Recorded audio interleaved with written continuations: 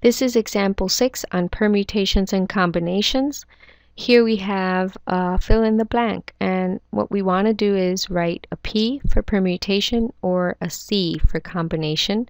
You're going to read the statement and you're going to determine if the way to go is by doing a permutation or a combination. So let's see the first one. The first one says a team of 5 out of a group of 13. So let's say there are 13 people standing around and you need groups of 5.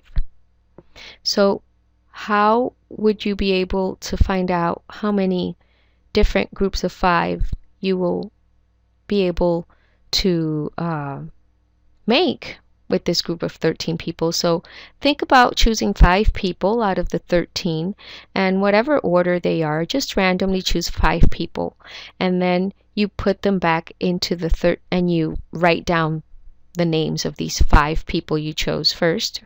And now you put them back into that group and you randomly pick 5 people again. And let's say the 5 people you chose the second time, when you write down their names, you can tell that these 5 people you chose are the same 5 people you chose the first time. So it's still the same group, even though you chose them maybe in a different order randomly, but they ended up being the same 5 people you had in that group the first time. So that second time doesn't count because it's identical to the first one. So the way to calculate how many groups of 5 I can get from a group of 13 or a team of 5 people, well, that would have to be a combination. For this one, 3 letter arrangements chosen from the letters in the word Monica. So I'm going to choose 3 letters from this word and I'm going to arrange those 3 letters. Let's say the first letter I chose is O and the second one is C and the other one is M. Okay, that would be one 3-letter arrangement. Let's say you come around and you choose O, M, C. This is another letter arrangement different than this one. Okay, if you think about making a password, let's say you get to choose from this word 3 letters to make your password. Now you know very well that for a password, this password would be very different from this one, right? They are, in this case, they are distinguishable. This arrangement is very different than this one if I were to think of them as passwords. So both of these arrangements will count because the order of the letters here do matter. If I place the letters in different order, then I get a different password.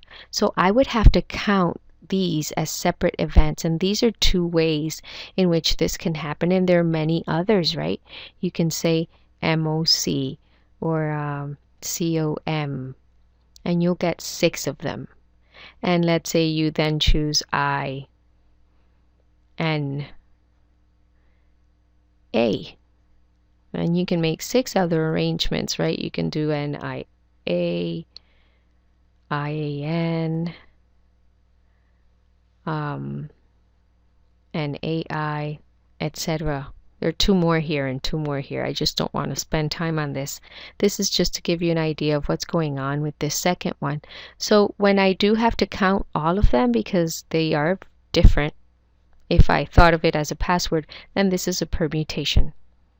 Permutations include all the arrangements. A hand of 5 cards from a deck of 52 cards. So let's say you choose 5 cards and you have a deck of 52 cards. You chose 5 cards. 1, 2, 3, 4, 5 cards. And let's say this is a 7 of hearts. I'm going to write an H for hearts. A 10 of spades. A 6 of diamonds. And let's say you have a king of diamonds and you have a jack of clubs. That's your hand of 5 cards from this 52 deck. Let's say you put them back in the deck and you choose again 5 cards, and let's say the first one that comes out is your 10 of spades, and then your 6 of diamonds, and then your jack of clubs, and your 7 of hearts, and your King of diamonds. This is another hand of 5 cards from that same deck, but when you look at it, they're exactly the same hand. I have the same cards, they're just arranged differently. Order doesn't matter here, it's still the same 5 cards, so this is a combination. Okay, I can't count this as one way and this as another way because they're the same. Batting order in a baseball game. Okay, if you have batting orders, then that looks a lot like this case where order matters. In batting order, it matters. Let's say you have John playing, he's going to bat, and then you have Michael and Jared, and then someone else is batting. I'm going to bring this down a little bit. James. Okay, he's batting first, and this one's batting second, and this one's batting third and fourth. But let's say that it could also happen this way. It could be that Michael bats first, and that James bats second, and that John is third, and Jared is fourth. So this batting order and this batting order, they're different. Even though you have the same people batting, they will not bat in the same order. So both arrangements here are different, okay? Here order matters. That means we count it as different ways they may happen. So this is a permutation. Sitting 5 students in a row of 5 chairs.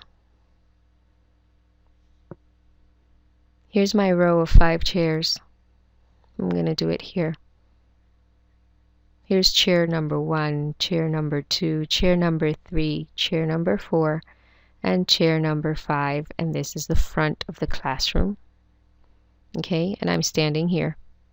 And this is a top view. Okay, so chair number 1, I want Anna to sit here, and Michael to sit here, and Jared to sit here, and Sandra and Monica. Okay, that could be one way that I can choose to sit these students. But I can also do this. I can say, well, you know, I chose that order for them to sit in, but these two are talking too much, so I'm going to separate them. This guy here, Sandra, she's going to sit in the front now. Michael's going to stay back there, all lonely. And Jared and Sandra's already here. I forgot their names. A and J. No. Another M. Okay. So notice that this arrangement is different from this arrangement. So these, in this case, order counts because order matters. So I will count this event as a different one than this one. And I'll have many different ways where I can rearrange these students in their seats in that row.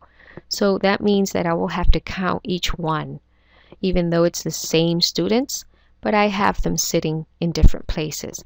So this will be a permutation. And there you have the examples. I hope this clears it up a little bit for you. And for my next video, we're going to talk about an example we did in class, and it has to do with probability. Well, it's a preview of what we need to know before we start doing some probability problems where we combine probability and combinations. I'll see you then.